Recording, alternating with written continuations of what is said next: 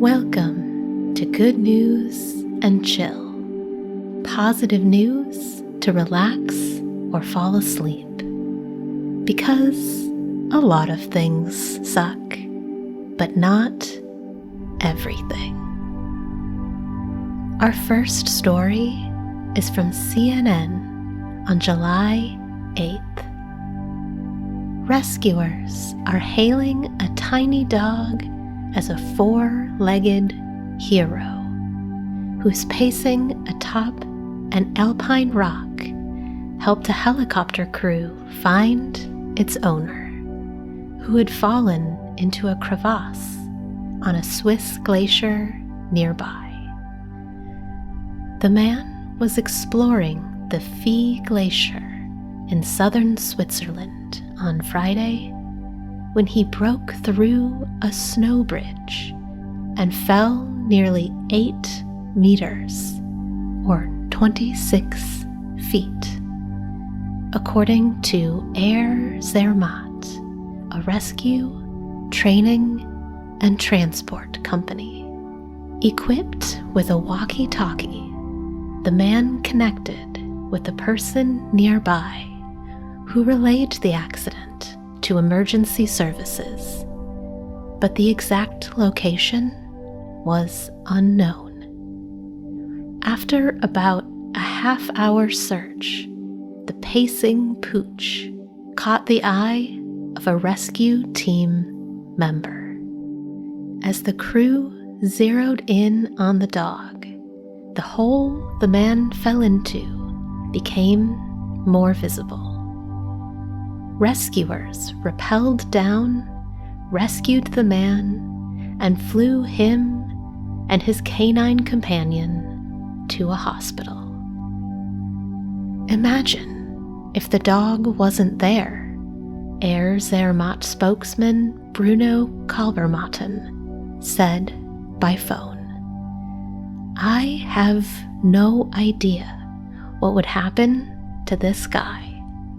I think he wouldn't survive this fall into the crevasse.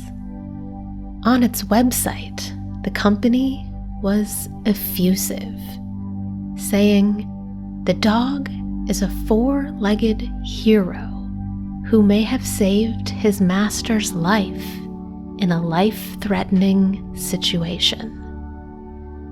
And speaking of heroic dogs, in a village in India, a dog named Rocky saved 67 lives before a landslide flattened his town. From The Independent on July 9th. A dog's frantic barking in the middle of the night saved the lives of 67 people in a Himalayan village before a massive landslide swept away their homes. Residents of the village said 5-month-old Rocky began barking around 1 a.m. on June 30th, just as heavy rains triggered a slope collapse that destroyed at least a dozen houses. I woke up from the barking, a resident told NDTV. As I went to him, I saw a big crack in the wall of the house, and water had started to enter. I ran downstairs with the dog and woke everyone up.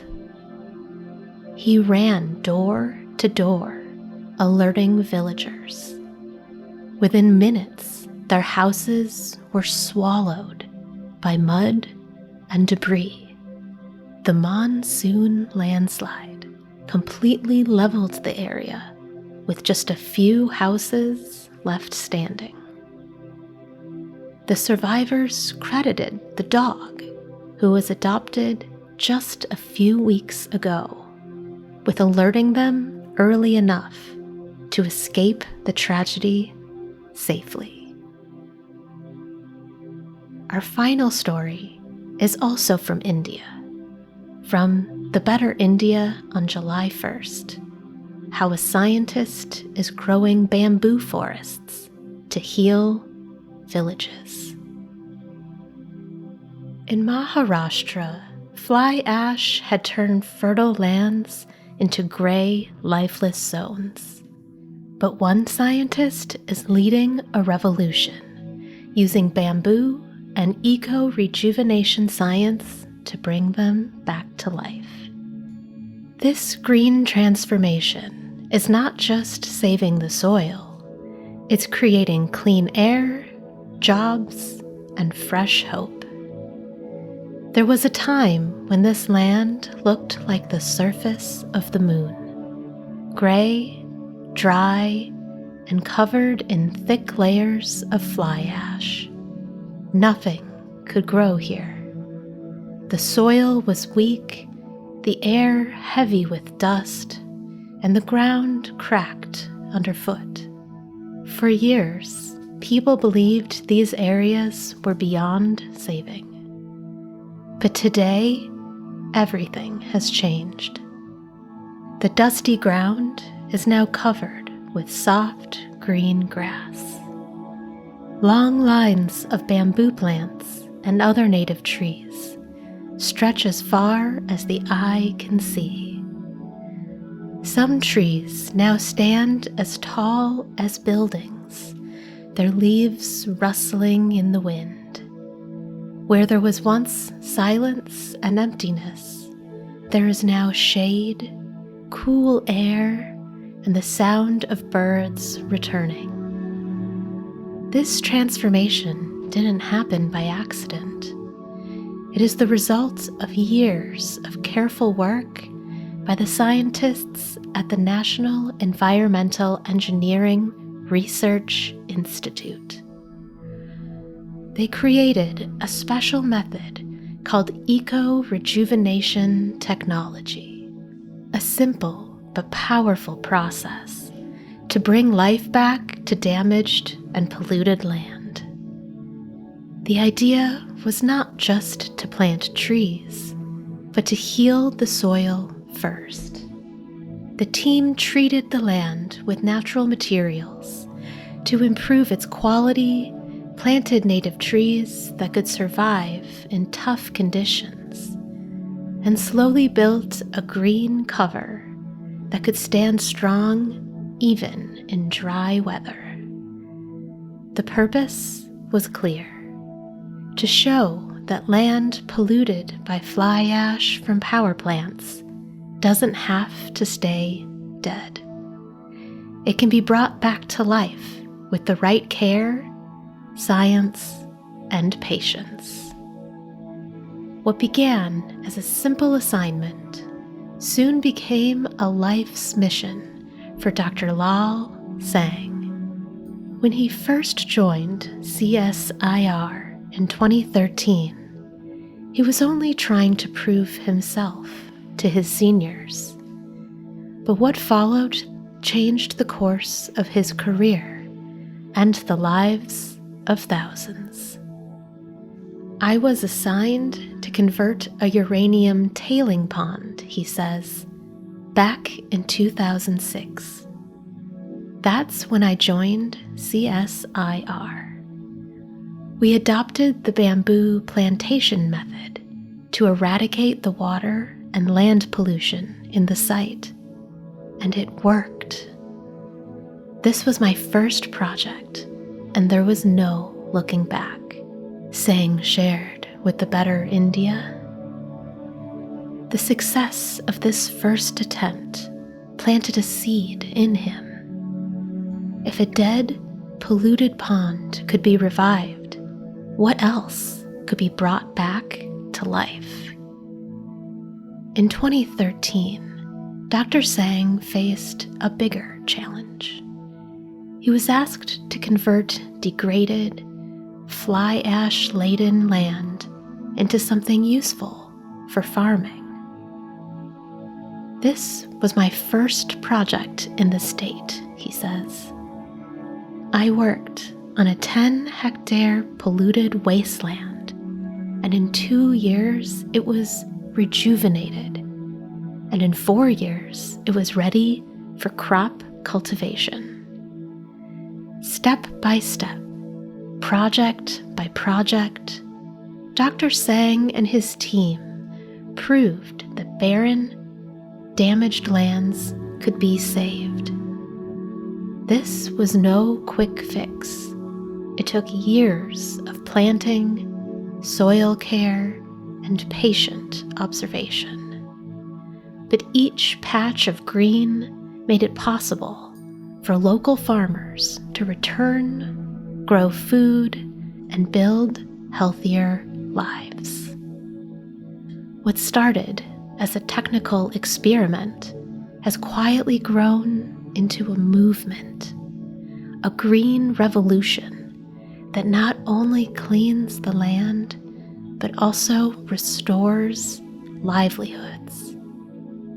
For Dr. Sang, this work is no longer just a job. It's a mission to make sure that polluted, forgotten places can be turned into homes for trees, crops, and people once again. For years, the villages near the thermal power plants lived under a cloud. Fly ash from the power plants settled on their crops, filled their air, and polluted their water. The land, once rich and alive, slowly turned into a dumping ground. It's been 7 years since the people belonging to adjacent villages forgot about the fly ash problem, the air, soil, and water pollution it caused. All thanks to the Eco Rejuvenation Project, says Dr. Sang in conversation with the Better India. Fly ash, a fine powdery waste released from burning coal, was dumped into low-lying areas near the power plants. These tailing ponds became large pits of toxic waste. Over time, the ash didn't just stay in the ponds. It blew over the fields, settled on crops, mixed into the water, and filled the air people breathed. Due to the fly ash problem, he explains, farmers' productivity was reduced drastically as fly ash settled on their crops. Women had no livelihood, and everyone in the nearby villages breathed bad air. The team decided to eradicate all the problems and began to rejuvenate the dump sites. The damage was not just to the land, it affected entire communities. Crops failed, incomes dried up, and clean air became a luxury. But turning things around wasn't simple. Clearing the lands for bamboo cultivation was the biggest challenge of all, Dr. Sang shares. The soil was weak, the waste was thick, and preparing the ground for new life demanded relentless effort. Yet, despite these obstacles, Dr. Sang and his team pushed forward, step by step, tree by tree, showing that even the most forgotten lands could be brought back to life.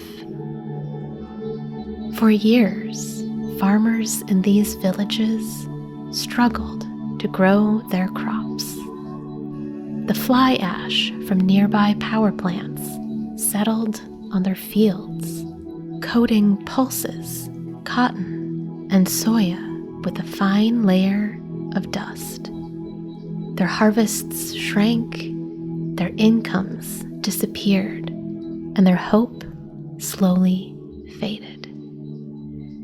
The fly ash, Dr. Sang says, has a component called silica, which usually settles on the crops. This cut down the productivity of those crops. Bamboo is a plant that attracts silica, and this helps in making sure the crops are not affected, as the bamboo sites attract most of the silica in the air, he said, sharing the simple but powerful science behind the solution. By planting bamboo, they weren't just adding greenery, they were creating a natural shield, a silent protector that would pull silica out of the air and away from the crops. Slowly, the air grew cleaner, the soil stronger, and the village lives began to shift. It's been 7 years since we have had this green belt, and we are fortunate to breathe clean air today, says Pranali Sahara, a resident of a village just 10 kilometers from the dump site. Pranali, a single mother of 2, never imagined this dead land could become a place of work and pride. I've worked here for the last 7 years, she says. We never thought this place would transform like this. Today, we have clean air, water, and healthy soil. I am the only one who earns in my family, and I also got a job because of this project, she shares with a smile that carries both gratitude and quiet strength. Pranali now earns 5,000 rupees a month, tending to the bamboo plantation, caring for the site that has, in many ways, cared for her in return. Dr. Sang adds, from cleaning the land to watering the bamboo trees and taking care of the site, we have 20 women employed. Among them is Geeta Chauhan, another mother from the same village. With 2 children depending on her, Geeta says the opportunity came when she needed it most. It's been 6 years since I've worked at the site, she says, and this job was created because of this project. I can earn and support my family now. We also feel blessed to breathe clean air and drink water that isn't polluted. For women like Pranali and Geeta, this project is more than just a green belt. It's a lifeline, a place that gave them back their dignity, their health, and their ability to provide for their families. What was once written off as useless land is now a living, breathing space where women work, crops grow, and children play in the fresh air. Proof that when science and community come together, even the most broken places can bloom again. After breathing life back into the dusty lands of the region, Dr. Sang and his team aren't stopping. The success here has become a starting point, a blueprint for healing broken lands across India. This isn't just about cleaning up pollution. It's about protecting water rebuilding land and creating safe spaces for families and farmers who live around these contaminated areas. Dr. Sang's vision now stretches far beyond Maharashtra, carrying the hope that what worked here can inspire change across the country. Each project is a step towards proving a simple but powerful idea. No land is beyond saving. And that's all for today's Good News and Chill.